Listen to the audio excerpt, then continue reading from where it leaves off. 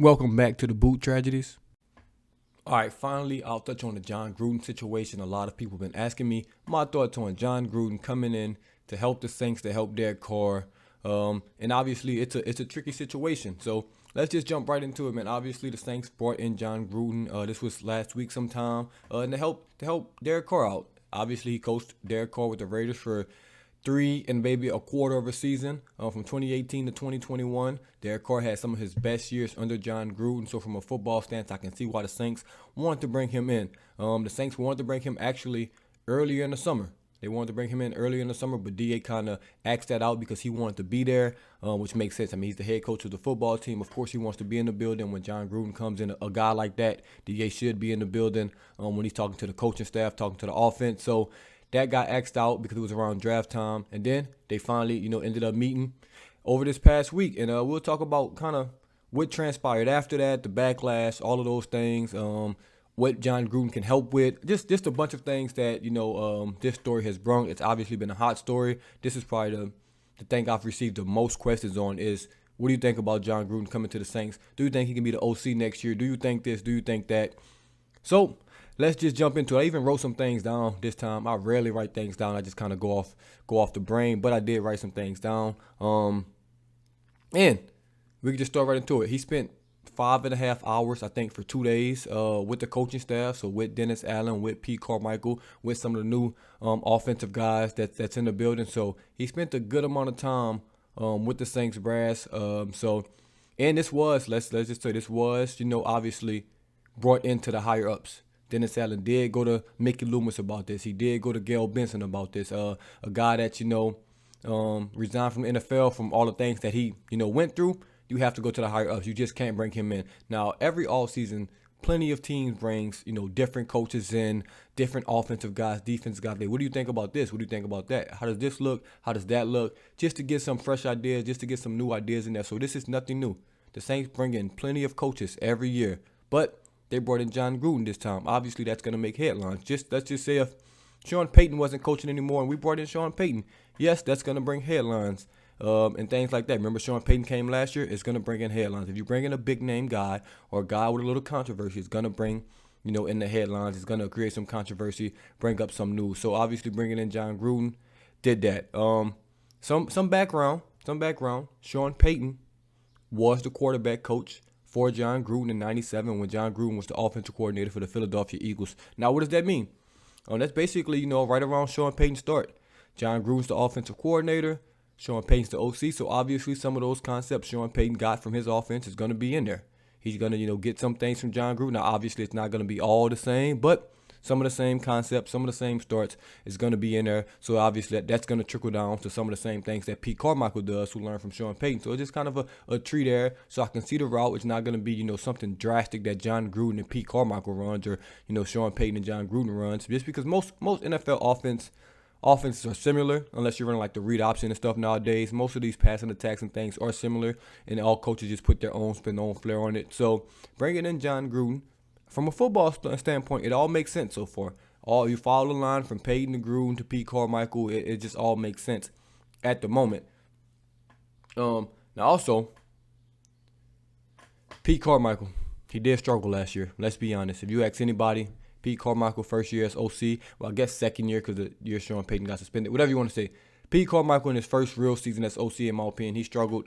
Did not call a good season. Obviously, we had some injuries. We had some bad quarterback play. So, should he get the benefit of the doubt? That's up for you to decide. I think I said my piece on Pete Carmichael already. This is the year he has to prove it or he's out the door. It's just simple as that. So, the Saints should do everything in their power, to help him be successful from a football standpoint. I'll keep notes. I'm saying from a football standpoint because we'll get into the other stuff later. From a football standpoint, this makes sense. Your guy struggled. You got an offensive coordinator that's been good in 3 different decades. So from a football standpoint, it all makes sense. It all makes sense to bring John Gruden in to try to help this guy out, a guy that coached Derek Carr to some really, really good seasons when he was with the Raiders. And we'll go over those seasons. Actually, we could do it right now. In 2018, Derek Carr, we'll just go through all of Derek Carr's seasons as NFL quarterback, man. His first season, 58 completion percentage, 3,200 yards, 21 touchdowns, 12 interceptions as a rookie. That's okay, not great, not bad. Second year, 3,900 yards, 13 interceptions, 32 touchdowns. That's a pretty good season for year 2. After that, they had a really, really good season. Record-wise, he threw for this is probably his best season in the NFL so far. 3,900 yards, 23 touchdowns, 6 interceptions. And then after that, he had a really down year. 62 completion percentage, 3,400 yards, 22 touchdowns, 13 interceptions. That's just not going to get it done. So then they bring in John Gruden. And what happens? He has a career-high completion percentage, 68.9%. Now, if you know anything about Sean Payton and Drew Brees, quarterbacks have a higher completion percentage. If you look at Derek Carr's completion percentage before John Gruden got there, 58.1, 61.1, 63.8, 62.7. John Gruden's first year, 68.9. That's not a coincidence. That's not that, oh, Derek Carr just got better. It's not just, oh, we got better players. It's the offense. It's the system. We get easy passes. We get guys open. It's literally not rocket science. You look at Sean Payton's quarterbacks. It's what happens. I know it was Drew Brees, so it's a little different. But it's about getting guys open, getting guys in space, taking the short passes, taking the checks downs, and look at that completion percentage, 68.9% in that first season. It's not rocket science, and I'll show you why. The next year, 2019, 70.4 completion percentage, 21 touchdowns, 8 interceptions, threw for 4,000 yards. He's never thrown for 4,000 yards before John Gruden got there, back-to-back seasons of 4,000 yards. Then the next year, throws for 4,100 yards, 67.3%, 27 touchdowns, 9 interceptions. Another great year, back-to-back years under John Gruden. They only went 7-9 and 8-8 in those seasons. You can blame it on whatever. I wasn't watching the Raiders like that. And then his last season, not really his last season because John Gruden left after 5 games. He had to resign, but it's still his offense in place. He's not calling the plays obviously, but it's still his offense. And Derek Carr goes 10-7, 68.4 completion percentage, 4,800 yards, 23 touchdowns to 14 interceptions. Now, you may think, oh, man, that's just an outlier. Maybe he's just getting better. Maybe he's hitting the peak of his career. Then you take a look at his last season without John Gruden. Guess what his completion percentage was? 60.8. Guess how many yards he threw for? 3,500. I promise you, it's not the player. It was the system. It was the system. You can't tell me he's never thrown for over 63% completion percentage outside of the John Gruden's offense. Never. It's been plenty of years. He's been in the league, 1, 2, 3, 4, 5, 6, 7, 8, 9, 10 years. 10 years. The only years he's thrown over 63%, the years with John Gruden's offense. So to bring in John Gruden to the Saints, obviously that would make sense. Obviously that would help the Saints, that would help Derek Carr. You want him to be at his best. You just got a free agent quarterback that you paid a lot of money to.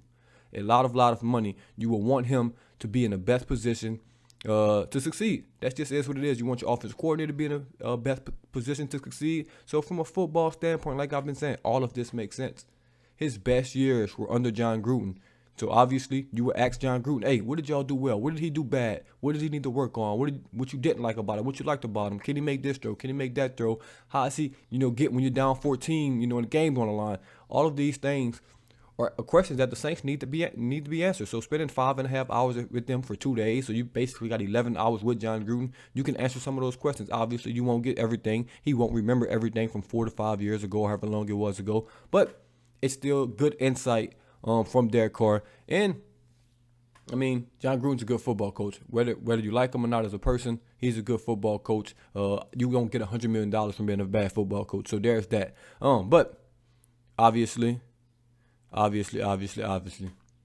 like I said, football stance, it makes sense. But there was outrage, there was backlash, and I'm going to say rightfully so. Rightfully so. I get it from as fans. This dude he resigned from the Raiders, basically fired. You can say he resigned, but you know how that goes, for making racist remarks, misogynistic remarks, and homophobic remarks. Now, you can't do that. It's simple as that. You can't do that. That's obviously terrible. You just can't do it. Can't be racist, you can't be misogynistic, and you can't be homophobic. It's no ifs, ands, buts about it. You just can't do that. You can't be that person. You're just an awful human being. Let's just be right and playing with it. You're an awful human being. It's 2023, man. Grow up. You're old as shit. That's just a terrible, terrible person. It's nothing I can really say to overemphasize that, over-exaggerate that. You're being racist, homophobic, or misogynistic. You're just a terrible person. It's just simple as that. You can be a great football coach and an awful person. I'm sure it's plenty of them out there. Plenty of them out there. He just got caught. So it just is what it is on that front.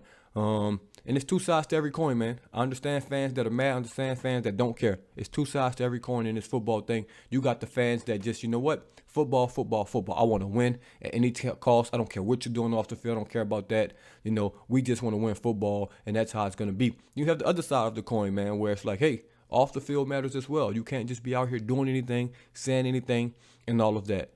And I get both sides. I get the football side. Hey, man, we all want to win a Super Bowl. We all want to be the best team we can be. We all want to go undefeated, win every game, and do the best, possible with the football franchise. And then you have the team where, hey, we want to win, but we don't want to, let out integrity and morals get compromised just to win some football games. We're not just going to be hiring, if it was a player standpoint, just guys that have murdered people and things like that. So, or, done anything off the field. Murder is kind of crazy. That's just an extreme, but you get what I'm saying. So I get both sides to the coin. And everybody wants my opinion on it.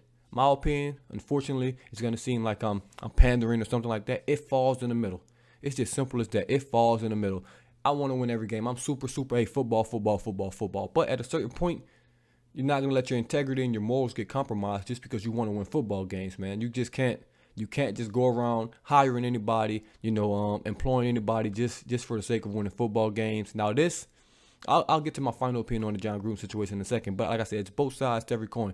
But you have to look at it like this way, man. The Saints went after Deshaun Watson. Let's be serious for a second. I know we're mad at John Gruden for being racist, homophobic, misogynistic. Deshaun Watson had, 24, 25 rape cases against him, sexual assault cases against him. The Saints went after him. Was about to trade 2 first-round picks, give him $200 million. So at a certain point, you want us to be mad at the Saints for bringing in John Gruden, but we want to get Deshaun Watson. It's some people I've seen that wanted Deshaun Watson real, real bad, but is mad at John Gruden for coming in for 2 days. You was about to get a guy for 5 years, and you had a guy for 2 days in the building. That doesn't make sense to me. Let's be honest, that doesn't make sense. You have to pick a side of the fence, but nobody will ever pick a side of the fence because everybody's just a hypocrite in the world. Everybody's a hypocrite. I'm a hypocrite. I tell people don't do things all the time, and guess what I do? I do them. It's just simple as that. Everybody in the world is hypocrites. Once we all realize that, the world will be a better place. We're all hypocrites. Because me, I was screaming for Deshaun Watson. I wanted him. Yeah, I know what he had going on, but I wanted Nasty Man Watson on this football team with the quarterback play we had. It's simple as that. But you can't want Deshaun Watson and then be mad when they bring John Gruden in. That's just my point here. That's my point. If you want to win football, you want to win football. If you want to go the moral route, the high ground route, you can do that. But you need to stay on the side at all times. Actually, you don't need to stay that because, hey, man, you can do what you want in life. But I'm just saying, I wanted Deshaun Watson. I want to win football games. So John Gruden bring it in. Yeah, he a racist. Yes, he's homophobic. Yes, he's misogynistic. But he was there for 2 days. It's not like the Saints employ him to be the next offensive coordinator for the next 5 years or the head coach or anything like that. He was there for 2 days, and I get it. Like I said, I get the outrage, man. I get the outrage. But for me, my opinion is, fuck it. That's just my opinion. Simple as that. It's nothing we can do to change it. So, fuck it. Like I said, fuck it. I wanted Deshaun Watson, so why would I complain about them bringing in Gruden for 2 days? That's just my opinion on it. I'm not going to be topsy-turvy like, oh, man, I really, really want Watson. I know he has all these sexual assault cases. Maybe he's guilty. Maybe he's not. It's obviously a black eye, a black cloud over him. And me, you can watch the videos. They still up. I wanted them. So I'm not going to come here and say, oh, man, what are the Saints doing? I got to be the moral police, man. He was racist. He was homophobic. And he was whatever, which I never seen these emails. So I don't know what he said in these things. Maybe they're like the worst things in the world. Maybe I'm just losing my mind right now and he shouldn't. But I didn't see these emails. I just know he had to resign from it. And it was what it was. Maybe if I see him, things will be worse. It's kind of like, I know this is a crazy example as well. Remember when Ray Rice got suspended for hitting his girlfriend in the elevator? He only got suspended for like 4 days, but when that video came out, he's never been in the league again. It's like out of sight, out of mind. If we never saw that video of Ray Rice hitting his wife and knocking her out in the elevator, which he should be in jail for, but that's a different story for a different day, no one would have ever, exaggerated. He would have never been out of the league if that video never came out. He would have just got his suspension and he would have came back. But once you see it, it's totally different. So it's kind of the same with John Gruden. I haven't seen these emails. I haven't seen these texts or whatever it was. So maybe if I saw it, I'll have a different opinion on him. But I didn't see it. It's only what they said. And like I said, if you never see it, it's just a totally different outlook on it. So my final decision or my final verdict or my final thoughts on this that everybody's been asking me about, hey, man, if it helps the Saints win football games, great. If it doesn't, oh, well. He was in there for 2 damn days. Now, next year, if Pete Carmichael flames out and they bring in John Gruden to be the offensive coordinator, now we're talking about a different story. But for a guy to be in the building for 2 days, man, I'm sure there's been worse people in that building for 2 days than John Gruden. I promise you it has. It probably has not come out, but I'm sure there's been way worse people than John Gruden in that building. So you just got to live with it. I mean, it's the same for players on and off the field. You look at Jalen Carter, who just went to the Eagles, talking about he had off-the-field issues and things like that. So, does off-the-field issues outweigh, the on-the-field play? You look at Elvin Kamara. I'm not going to say he has off-the-field issues, but, he got into the thing in Vegas. But obviously his on-the-field play is up there. So it's just a give and take, man. You can't be the moral police when you want to be the moral police. It's just simple as that, even though everybody does it. Everybody's going to pick a side. Everybody's going to flip-flop their morals and integrity for certain things.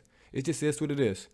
You look at Drew Brees when it came to the presidents. I'm not going to get into politics here, but some people said, hey, F him. Some people say, man, I only care about Drew Brees playing football. Everybody's going to be topsy-turvy. Everybody's going to be, different. That's the beautiful thing about this, man. You got people from different backgrounds, different beliefs, different this, different that, but we all come together to watch the Saints, watching the Pelicans, LSU, whoever you root for. Maybe you're not even a Saints fan here and you're watching this. But, man, look, if the Saints win football games, great.